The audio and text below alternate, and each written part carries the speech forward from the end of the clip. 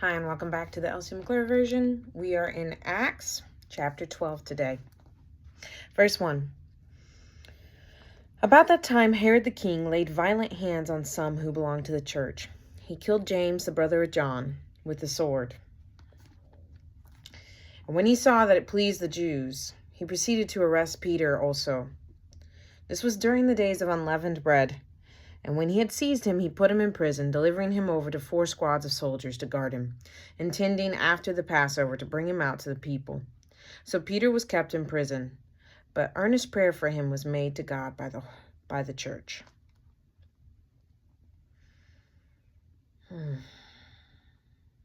Man, these Herods really just suck in the Bible, don't they?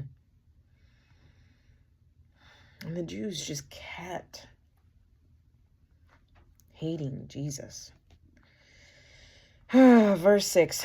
Now when Herod was about to bring him out, on that very night, Peter was sleeping between 2 soldiers, bound with 2 chains, and sentries before the door were guarding the prison. And behold, an angel of the Lord stood next to him, and a light shone in the cell. He struck Peter on the side and woke him up, saying, "Get up quickly." Did he, kick him? Smack him? Or it doesn't, why didn't he just, shake him? He struck Peter on the side? That's funny. Get up quickly.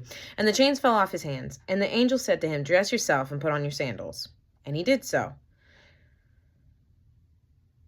And he said to him, "Wrap your cloak around you and follow me." And he went out and followed him. He did not know that what was being done by the angel was real, but thought he was seeing the vision. I think that's funny because you know that that's something Peter told. I think it was Mark who wrote Acts.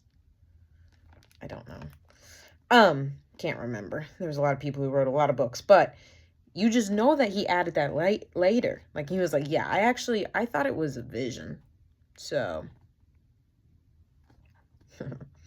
verse 10, when they had passed the first and second guard, they came to the iron gate leading into the city. It opened for them of its own accord, and they went out and went along one street, and immediately the angel left him. Man, he really walked out of there. When Peter came to himself, he said, "Now I am sure that the Lord has sent his angel and rescued me from the hand of Herod and from all the Jewish people were expecting." Just standing there. Wait a second. When he came to. Verse 12. When he realized this, he went to the house of Mary, the mother of John, whose other name was Mark, where many were gathered together and were praying. When he knocked on the door of the gateway, a servant girl named Rhoda came to answer. Recognizing Peter's voice, in her joy, she did not open the gate, but ran in and reported that Peter was standing at the gate. I love that that's in the Bible. What?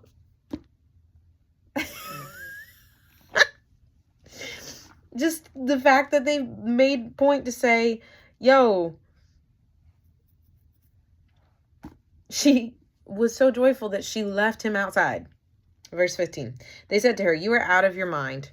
But she kept insisting that it was so, and they kept saying, It is his angel. But Peter continued knocking, and when they opened, they saw him and were amazed. That's so funny. But motioning to them with his hand to be silent, he described to them how the Lord had brought him out of the prison. And he said, "Tell these things to James and to the brothers." Then he departed and went to another place. Okay.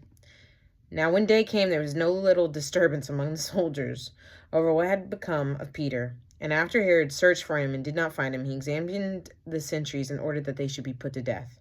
Then he went down to Judea, to Caesarea, and spent time there. It would have sucked to be those guards, because it's not their fault. It was supernatural. Verse 20. Now Herod was angry with the people of Tyre and Sidon, and they came to him with one accord, and having persuaded Blastus, the king's chamberlain, they asked for peace because their country depended on the king's country for food. Okay. On an appointed day, Herod put on his royal robes, took his seat on the throne, and delivered an oration to them. And the people were shouting, "The voice of God and not of a man." Disgusting. Immediately, an angel of the Lord struck him down because he did not give God the glory, and he was eaten by worms and breathed his last.